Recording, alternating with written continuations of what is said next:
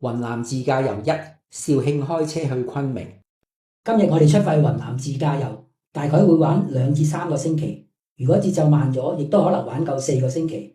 心目中有幾個地點嘅，包括昆明、大理、麗江同埋香格里拉，但係冇咩具體計劃。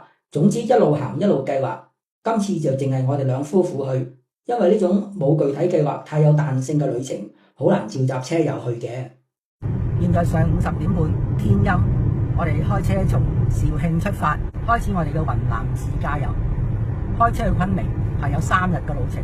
我哋首先係會開廣西嘅南寧，495公里，車程有6小時嘅。今晚就去南寧嗰度停泊。我哋嘅駕駛策略主要有3點：第一，避免疲勞駕駛，例如今日開車去廣西嘅南寧，里程有495公里，正常嚟講係需時少於6小時嘅。我哋10點半出發，到下午6點50分先至到達，一共行咗8小時20分鐘。我哋係停咗安塘服務區、停葵洞服務區食午餐，呢個就係我哋嘅午餐。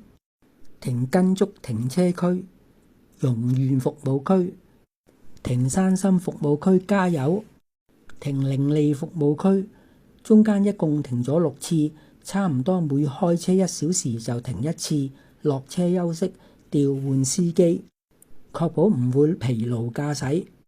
第二係速度嘅控制，高速公路上面有限速嘅指示，呢啲限速係馬路工程專家計算過，以呢個速度行駛係安全嘅，而超速就唔安全啦。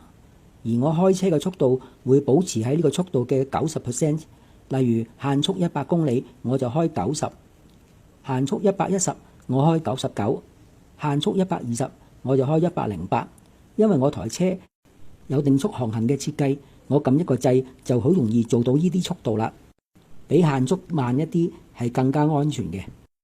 第三係行慢線，呢段高速公路80%以上都係2車道嘅，因為我只係以限速90%嘅速度去行駛，換句話講，我嘅速度係稍為慢嘅。我當然係保持行慢線，只係偶然遇到前面有更慢嘅大貨車，我先至會喺安全情況之下爬頭。而一般嘅慢線嘅右邊係緊急車道，係唔會行車嘅。於是我嘅車左右兩邊都有寬闊嘅空間，我就開得好舒服，有閒暇去欣賞路上嘅風景。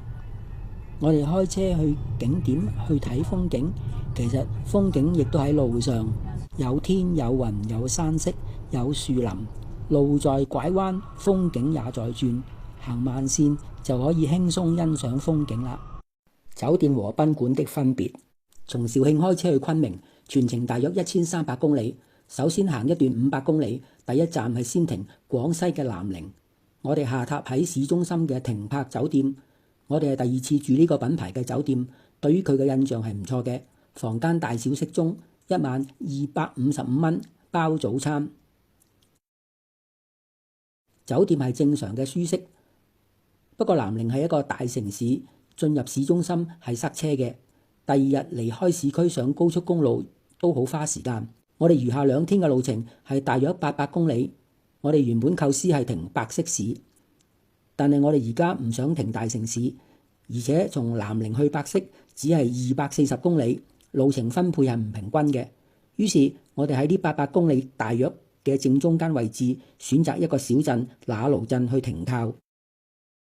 我哋嘅晚餐係喺呢一家那盧客運大排檔，2個餸白飯任裝，埋單57蚊，性價比好高。旅程嘅第2晚，我哋下榻呢一間音意賓館，我哋嘅車就停喺對面馬路嘅空地。近年從來冇住過呢一種級數嘅賓館，一晚房租係78蚊。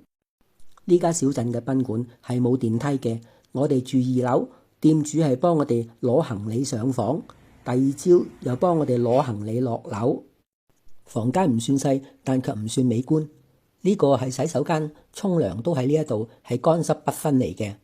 可幸被鋪都算乾淨，住1晚係可以接受嘅，算係一種新體驗。長途自駕遊的配置，音意賓館嘅洗手間係踎廁，我係可以接受嘅，因為我可以做到亞洲蹲。我老婆就唔習慣啦。我哋預備咗嘅馬桶凳就可以派用場啦，咁樣放就可以用啦。其實我哋預備好全套嘅，當遇上公路大塞車而又要解決，可以喺馬桶凳鋪個袋，加防臭劑，穿上斗篷就可以方便啦。講開長途自駕遊，我哋所預備嘅設置，等我繼續分享。我帶備咗呢個拖板插座，一般酒店係有呢啲 USB 插座俾我哋嘅手機啊、相機去充電，但係呢家賓館就冇 USB 插座，我就可以用呢個拖板嚟充電啦。沿途我哋要洗衫，比較好嘅酒店都會有洗衣機、乾衣機嘅設施嘅。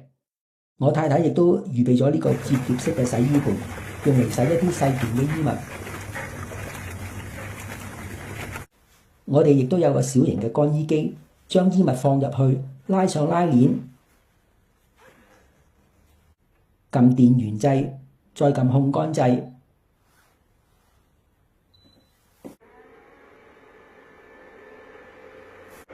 亦都可以揀1小時、2小時，就會有暖風吹乾衣物。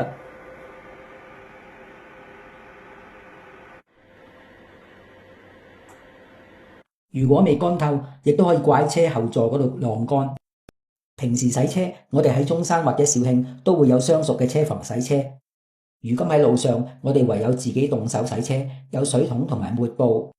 長途開車，我哋會出入車廂，喺外邊會踩過泥濘，踩過公共洗手間。為咗唔想整污糟車廂嘅地氈，我哋會鋪上呢一種一次性嘅地墊，幾日就換一張。另外，我哋預備咗安全錘，喺危急時候可以剝爛玻璃窗。如果爆胎，有補胎物料同埋電動氣泵，仲有滅火筒。預備呢啲嘢係為咗不時之需，希望都唔使用啦。經過3日嘅趕路，下晝4點，我哋到達昆明市嘅全季酒店，完成咗一段接近1300公里嘅車程。多謝各位觀賞，請點讚、訂閱同轉發啦。